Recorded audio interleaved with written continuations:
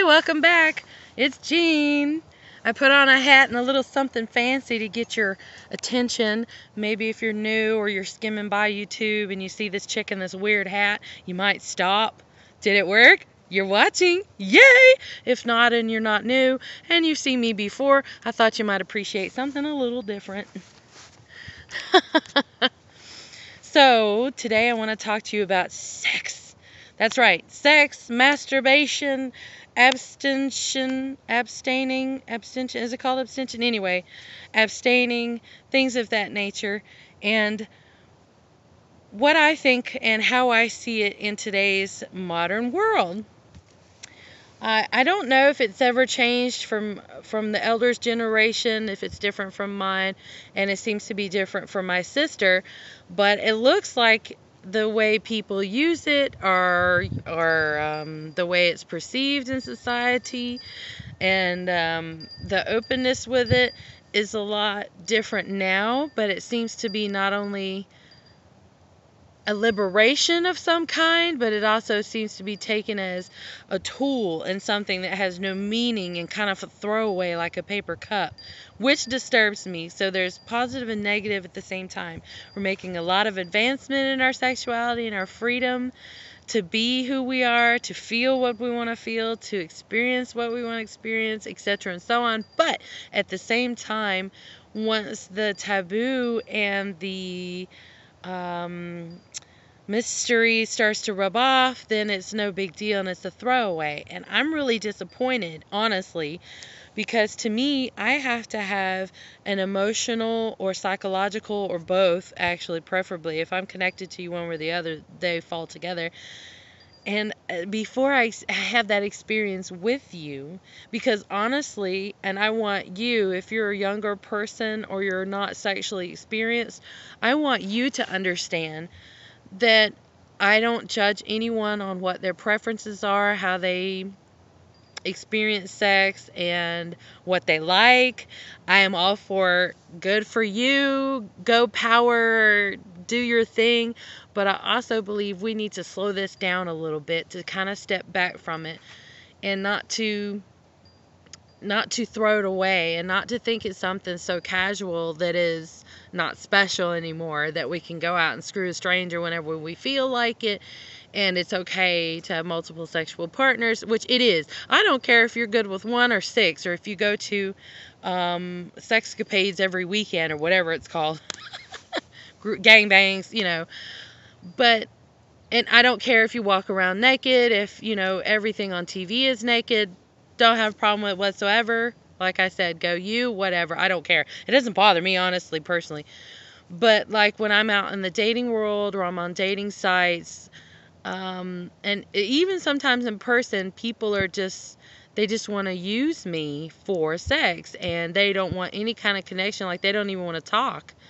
And I feel like, well, there are people that is their profession, and that's fine. But I don't think it's something that should be perceived as normal. We shouldn't use each other this way on a daily, normal basis. It's wrong, in my opinion. Because sex, I've tried having like a one-night stand or casual sex with someone I actually knew, and it was terrible, honestly. Not just the sex, but the whole situation, because there's no energy exchange of intimacy. There's no passion and deep connection. When you are with someone that you're emotionally, psychologically connected with, a sexual experience turns into something that is another plane, that goes into a different dimension. You exchange energies, your emotions connect. Touching each other's body is nothing that I can describe in the English language, and you take time. And you can be gentle, or you can be rough, or you can do both. But it's a bonding experience. And I think that we should, as a whole species, use this as a bonding experience. Because once you give yourself away in that manner, whether it's casual, it's a one-night stand, or you're drunk at a bar, you can't take that experience back. They cannot ever unsee you naked. Again, I don't give a shit about nudity, but they know you intimately in a way that should be personal and saved for your personal relationship. and you can't get that back. Now, every time you see them, if you run into them in public, especially if it was not anything personal, like intimate in a relationship or connection, you can see each other and you know that you've been there. And it's like, it can be awkward, or it could be like, hey, and it comes a lot of, and it makes you feel dirty and kind of used like a tissue after that. You can regret it. Some people don't. Some people don't want to form a connection. Some people don't care. It doesn't hurt them like that. And I wonder what is going on with that person, that sex is another, like, again, a paper cup or a paper plate, and it's not that special. What happened? Have you, if you're that kind of person that can do that, have you not experienced that intimate connection psychologically, emotionally with another person, that makes it special? If you haven't, maybe you should wait until you do form a connection with another human being that's very deep, and then experience what I'm talking about. If you're still a virgin, good for you. Please do wait. So that brings me on to another idea I had about abstention, or abstaining before you're married. And I tried that when I was a young person. And yes, and I was wholehearted for it. And of course, a Norwegian came along and totally ruined all that. But I do and I don't understand how that works. In some cultures, there's prearranged marriage, and there's still a you can't have sex before marriage thing going on. And as for teenagers, yes, please, please, please abstain until you are established, you have experienced life a little more, that you're confident in yourself. Some people still shouldn't be having sex until, ever in their life, because they really shouldn't experience it. They're not ready for it. It's something, again, that is deep and emotional and very personal. But until you're like in your 20s, because when you're a teenager and your body's changing until you get like 20s, 30s, your hormones and the sexual experience run away with you. And it makes it, I know for me, it made me crazy. There was just, I couldn't get past it. It was 24/7. I didn't give a crap about nothing else. I would rather starve and be in a metal room if I could have sex all day long, every day, single day. And you lose focus on what's important when you get involved with it too early and you're not stabilized and ready to handle that responsibility. Another thing is abstaining before you're married. Now, this, I think people that did that in the past, it seems to be, a lot of people that are older have been married for long periods of time, and some of them do work out really well, which is the luck of the draw. It's a blessing, honestly, that it works out with people and that they do stay married for a while. If you're both virgins, then that's congratulations. But the drawback from that is, if you wait until you're married, you may be miserable with that person until you divorce, or until the rest of your life. Because, here's why, and don't freak out yet, you may be sexually incompatible. I mean, you never thought about this, honestly. I mean, you might not know, but I would be sexually incompatible with a lot of people. Some people are really large, men are really largely endowed. I can handle all that. No, thank you. Please don't come near me. Sorry, guys, if you are, because a lot of women do not want the large endowed people. Some do, some don't. I can't handle it. I don't know. And if I waited before I was married, no. No. We need to get this annulled right now, because this ain't gonna happen. That's another thing. Some people may be smaller for you and don't fit for you, or would be able to physically satisfy you in that way. And it doesn't mean that that person's lacking. It just means you guys are not compatible. Your bodies are not compatible. I'm not talking about women being loose or being whores, or men having small penises or tiny dicks, or being hung like a... I'm not stigmatizing it that way. I'm not bringing it into that level. I'm just letting you know. And if you're grown and you have had different sexual partners, you understand what I'm saying. Some people, for instance, our pheromones play a huge part. You might not know that this person's pheromones can piss you off until you get into that situation and your chemicals start going and getting ready for it. And then all of a sudden you're like, oh, don't touch me. You can be allergic to each other. Yes, this really happens. You could be allergic to each other's bodily fluids. And some people can kiss and won't know it, but when they get their sexual bodily fluids from your genitalia on each other, oh, hell breaks loose. So, I am for abstention until you're stable enough to handle a serious, responsible situation because it takes you to a different level with a person.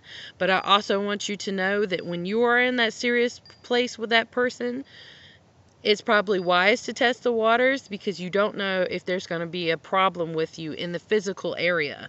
So that would be smart because to me, a relationship, a deep, serious relationship, sex is important and it is a component, but it's not necessary because if you stay together into your elder ages, that doesn't even matter anymore. Most of the time when we grow up and get older, like right now, yes, I would love more than anything else in the world to have two things, pizza and a sexual partner. And pizza is like crack to me. I can have it all day, every day, all day long. Normally, I'm not a sexual person, but when I'm in a deep relationship, I'm nuts until they treat me bad. Then they treat me bad, then that gets cut off because it's emotionally connected. But I want to wait to have that connection, and I would test that out before I got really super deep, and I think I'm hooked before I would. I probably won't marry again, but before I would marry someone, and something to think about, chew on it. Abstention. Another reason for abstention and to be extremely selective in your sexual partners is things like AIDS that can kill you. Hello. Yes, I mean, sex is beautiful. It's a connection, like no other that you can't really experience unless you do it. But there's AIDS, and if you're going to be promiscuous or have multiple partners, I recommend Trojan. They should be paying me for this because they've been reliable for me. I suggested it to my younger sibling/daughter, and it was reliable for her as well. And all the male friends that I know, never had a failure, doesn't break. I'm allergic to latex, so is my sister, but we didn't have reactions to them. So, and now they have many tastes and textures and colors and sizes. So I would recommend Trojan. No matter what, if you're doing it casual or you're in a new relationship with a new sexual partner, however you do it, until you know you're both disease free or until you want to have a child or both, please use condoms. Thank you. I mean, it's not a guarantee for like crabs can go around them. I think there's some things that doesn't matter, but to try to have a better chance at life in general and to not be sterilized by STDs and not be completely sick and have your body ravaged by it, just be safe and use a condom. Please, please, please, please use a condom. They give them out free at health departments in a lot of places. They're the cheap ones that tend to break, but I'd rather use something rather than nothing. Make sure the condom is still on the penis or whatever when you're finished, that it doesn't get lost or slips off in your lungs, throat, vagina, rectum, whatever. Masturbation. I know a lot of religious people for some reason think that masturbation is an abomination, that it's evil and you shouldn't do it. Honestly, and this comes apart with another education, please educate yourself on everything. If something makes you question or you have a feeling that is off about something, please educate yourself because masturbation is normal. I mean, look at the highest levels of intelligence on this planet is humans and dolphins. We are the only species also that has sex for pleasure other than just mating. But if you look at animals and you pay attention to the wildlife around you, they go at it all the time. And if they, for instance, I mean, if you've seen dogs and cats or any kind of farm animals, they pleasure themselves too. I mean, here's a saying in the South, why does a dog lick its own dick? Or and the answer is because it can. And a lot of people, well, not a lot, but some people can do that to themselves too. Go for it. If you can do it, just please be careful because some people have paralyzed themselves trying to do that. I'm just saying. And don't go, ew, that's gross. Hey, it's your body. Whose else is safer than yours? But you. So go for it. Masturbation is not gross. It is not sinful. Look at it this way. If you felt that way or you've been taught that way before, it's your body. Is taking medicine a sin to make you better? Is brushing your hair a sin? Is cutting your fingernails a sin? You know, anything you do to maintain yourself for a healthy life is natural and it's necessary. Masturbation is natural and it's necessary. And I prefer you masturbate than have sex with a stranger, get AIDS, and die. How about that? There's an argument you could tell your parents if they catch you. Don't you rather I masturbate than be out there getting people pregnant, or having sex with someone and getting AIDS and dying from it, or getting herpes or gonorrhea and having my insides rot? Hey, masturbation's safer. You know, whatever. If you don't like it, then don't look, or leave me alone. It's my private time. You don't have to be ashamed of it. It's there's nothing wrong with it. And enjoying certain things in sex that may be looked at as like anal. Some people think anal is dirty and it's wrong. For me, no. It's not happening. I don't like it. It's not comfortable to me. I don't like it. I don't like it. But if you like it, good for you. I don't judge you. I think it's awesome. If it feels good for you, go for it. Some people like fellatio or blowjobs or whatever it's called when you go down on a woman. Is it the same thing? Anyway, good for you. If you like it, go for it. It's your personal business. What you do with your partner is pleasurable for you, is your business. And if people want to judge you and talk crap about you, that's their problem, not yours. So, enjoy. Thank you so much for watching. Please share my videos. You can come to my group and start a discussion, have a conversation with me. It's facebook.com/groups with an S/Ask Jean. I am Jean's Pet Rock on Twitter. Or here on YouTube, I am YinMoon1/videos. YINMOON, the number 1 altogether, / the word videos. Thank you so much for watching. I hope this helps you, makes you feel better, more confident, smarter. And that's what I aim to do with all my videos. I love you so much. I'm sending my energy to you. Send it back. Bye.